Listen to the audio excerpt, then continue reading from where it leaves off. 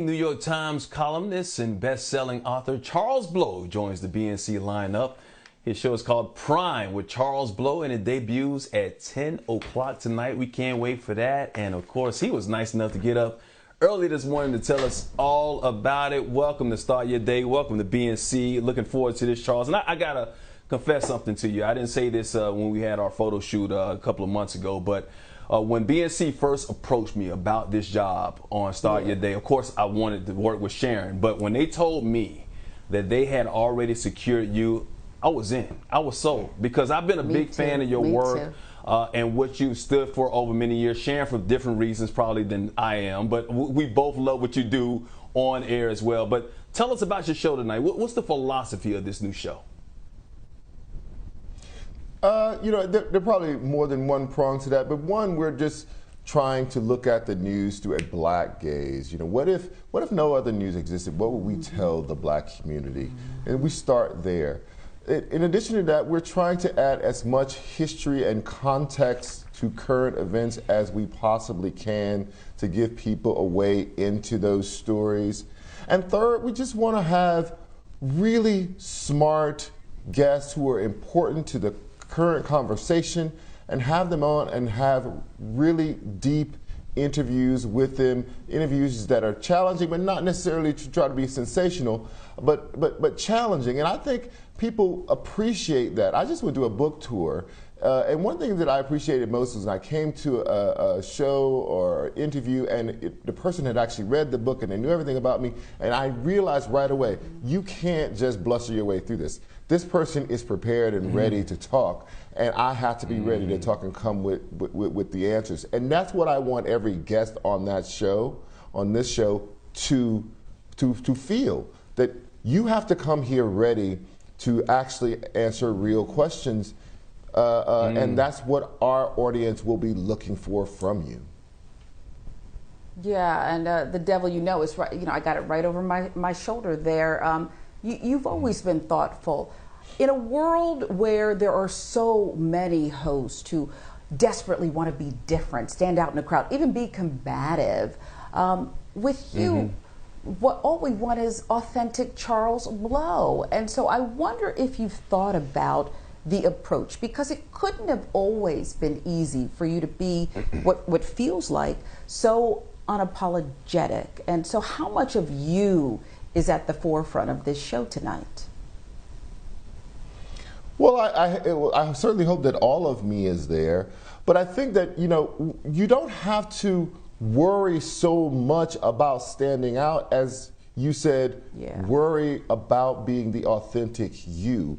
The standing out will happen on its own. Be competent, be professional, be unyielding, be ethical, be moral in your journalism. Wow.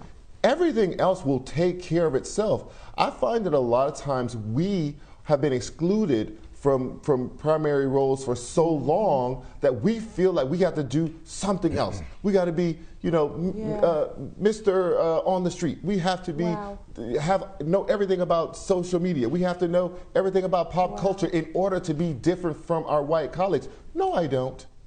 I have to be competent. I have to be professional. I can outperform you in the traditional performance of this job. I do not have to sing and dance for you. Wow. Amen. Charles Blow. See, I've heard you. Let's have it tonight. Woo. He's going to give it to you real and raw. I've heard you speak about this in other interviews as well, about how liberating it is not to be the black contrarian or the black debate guy now. Just express that a little bit more and explain it for our audience who may not understand what that means.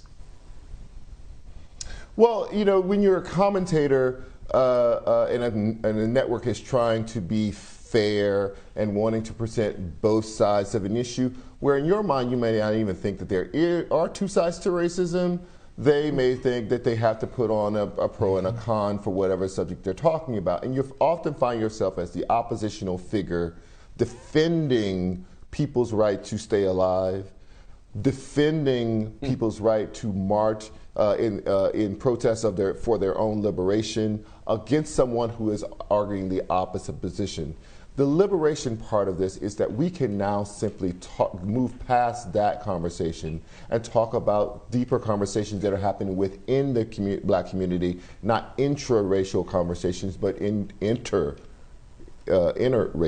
conversations. And that is a beautiful thing, because there are not a lot of spaces where we can have those conversations. In fact, very often we will say to ourselves and to other people in the business, we can't have that talk in front of everybody.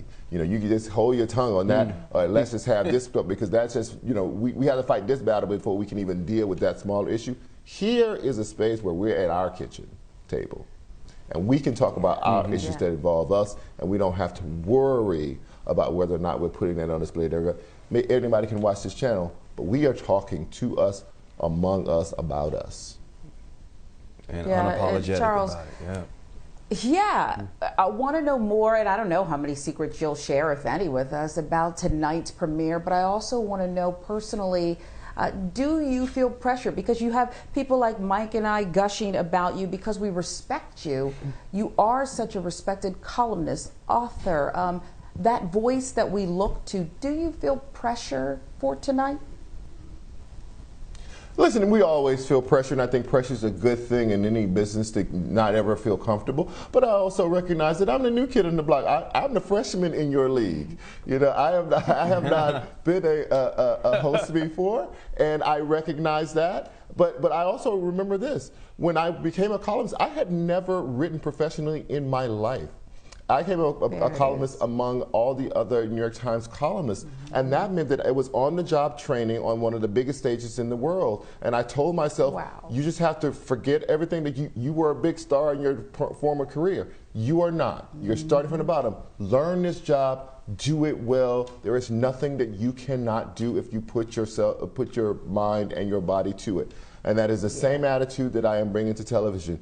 I may not, be the best or the most experienced anchor on the show, but there is nothing that Charles Blow cannot do if he puts his mind to it. And I always tell myself that: be humble, learn, and get better. Be a better you today than you were yesterday. And that is what your audience likes about you, which is that you try and you're authentic, and when you fall down, you don't try to hide it, but you always get back up. Yeah, well, I would say, I would put you up against anybody, Charles Blow, but then, to me, you're in a league of your own. And we look forward to your debut tonight. We're honored to work alongside you. And you smell and look like money, okay? You look like a picture of wealth. And we just this is off the rack. This is off the rack. Yeah, no, I have a tailor, but it's off the rack. And the grooming, all that grooming you're spending that rack. money on. Come on, man. He's got a stylist. He's got everything going for him. And I can't wait till tonight. Yeah. Charles, come on now. Thank you He showed guys up so much. I with a appreciate rack. it. Remember that day I made you late? I made you late. I'm sorry for that too. I got in a lot of trouble for that. I told you that. Thank you, Charles. We'll be watching tonight. We love it. And the devil, we love it. Thank you so much.